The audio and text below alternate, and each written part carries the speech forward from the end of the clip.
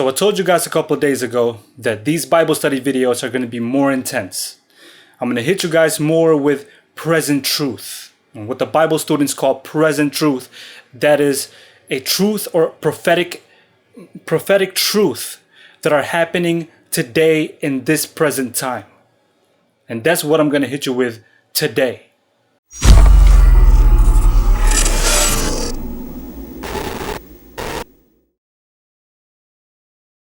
We're trying to get these Bible study videos out there and produced as fast as we can because we're running out of time. I see things happening in the world today that I see prophetically in the Bible. I see it in prophecy. Revelation 13 verses 11 through 16. And I beheld another beast coming out of the earth, and he had two horns like a lamb, and he spake as a dragon. We now know that this is America. And he exerciseth all the power of the first beast before him. The first beast is the papacy. Now remember that statement from Revelation 13. The second beast, or America, would exercise the power, the same powers that the first beast, which is the papacy, used to exercise, or will still exercise. And he exerciseth all the power of the first beast before him, and causeth the earth and them which dwell therein to worship the first beast, whose deadly wound was healed. So how did the papacy's wound heal? First of all, how did it get its wound in the first place?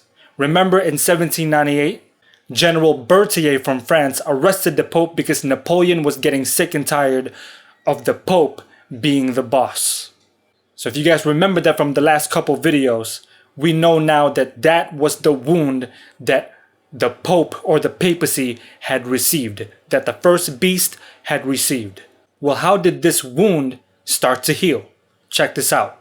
In 1929, Prime Minister Benito Mussolini and Cardinal Pietro Gasparri signed an accord whereby the Pope had to pledge his own political party's support to Mussolini in exchange for the return of his papal seat and power. This monumental event was recorded in the San Francisco Chronicle with the heading Mussolini and Gasparri sign historic Roman pact. Even at this point, people understood the significance of what had happened. From 1929 onward, the political status of the Vatican was thus reinstated. This was the beginning of the healing process of the papacy. The papacy regained its power, regained its seat. That's in 1929. That's pretty recent. With the 6,000 years that we've been on earth, 1929 is pretty recent.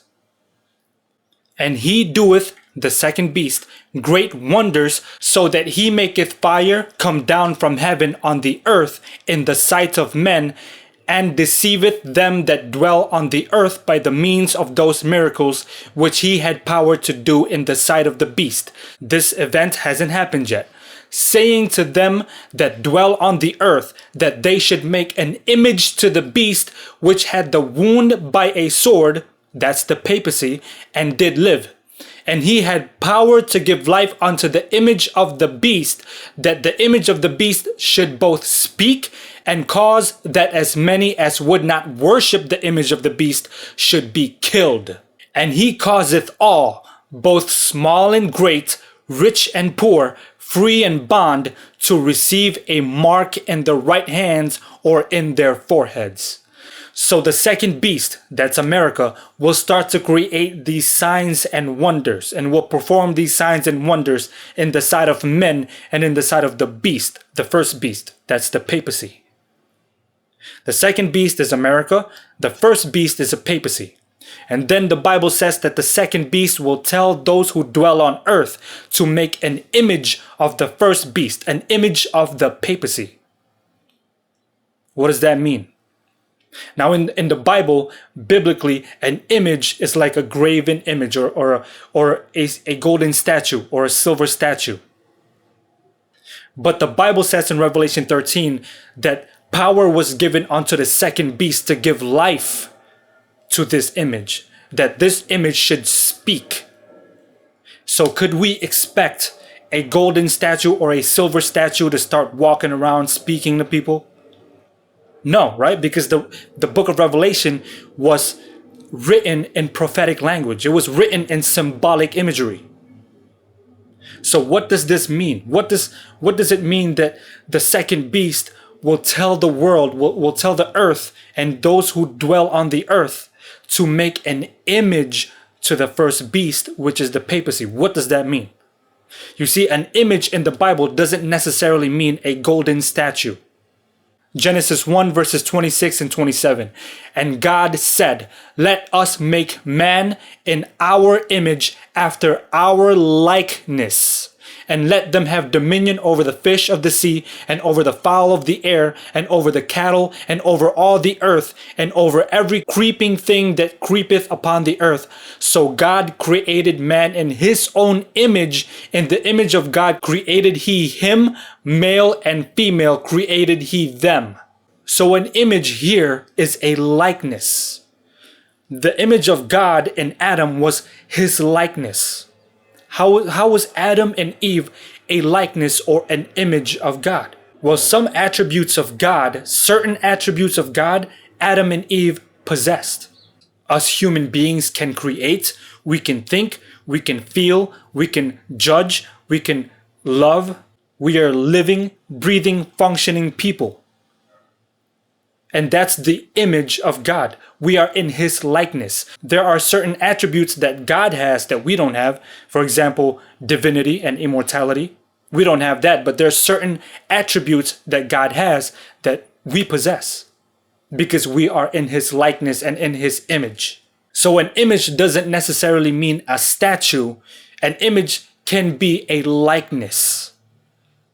So what are the attributes of the first beast? Because the Bible says in Revelation 13 that the second beast will tell the world to create an image or to make an image to the first beast, which is the papacy. So what are the certain attributes of the papacy? Well, we already know biblically that the papacy and the little horn are the same entity. What did the little horn do in Daniel 7? The little horn shall think to change times and laws. That's number one. Papal Rome killed Christians because they were Christians for the heresy of reading the Bible, quote, quote, the heresy of reading the Bible. And so what they did is they took the Bible away from the Christians. And that's why it's called the Dark Ages, because light, which was the Bible, was not accessible, and anyone found with the Bible in their hands were killed. So the papacy killed Christians, true Christians who did Bible study.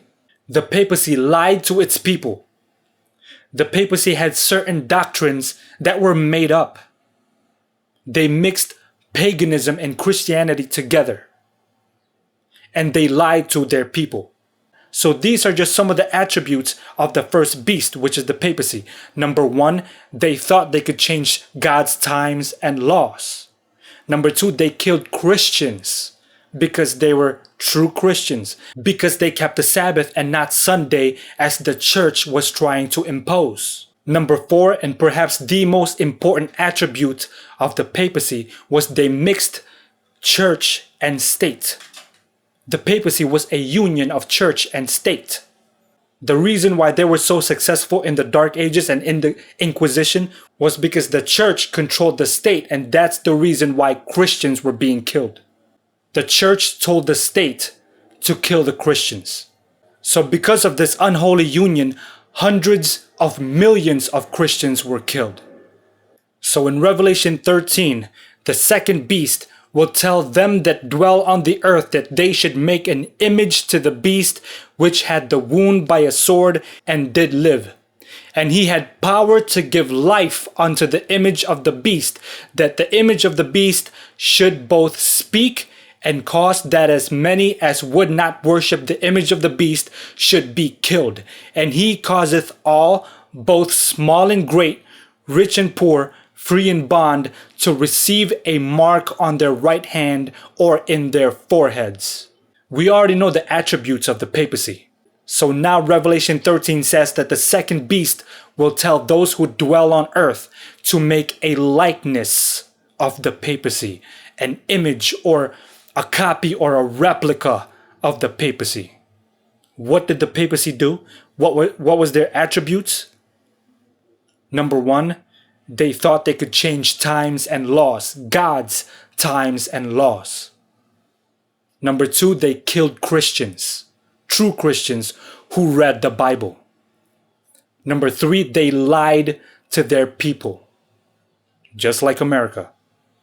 And number four, they were a union of church and state. I already see a couple of those attributes being displayed here in America. We are being lied to almost every day. And some of you guys are probably saying, Tilla, this union of church and state will never happen here in America. It's unconstitutional. I already see it happening. Gay marriage. You know, same-sex couples are now trying to sue pastors because they don't want to marry same-sex couples in their churches. It's only going to get worse. I saw in the news the other day that a pastor got beat up because he was a Christian. That pastor was getting beat up by a group of homosexual people. It was on the news. Google it.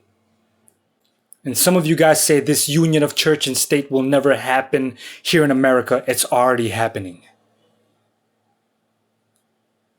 It's already happening. And yes, this is a big deal. This is prophecy coming to pass. But to tell you the truth, I believe that this same-sex marriage thing is just a precursor to the mark of the beast. The same-sex marriage thing is just to set up the mark of the beast.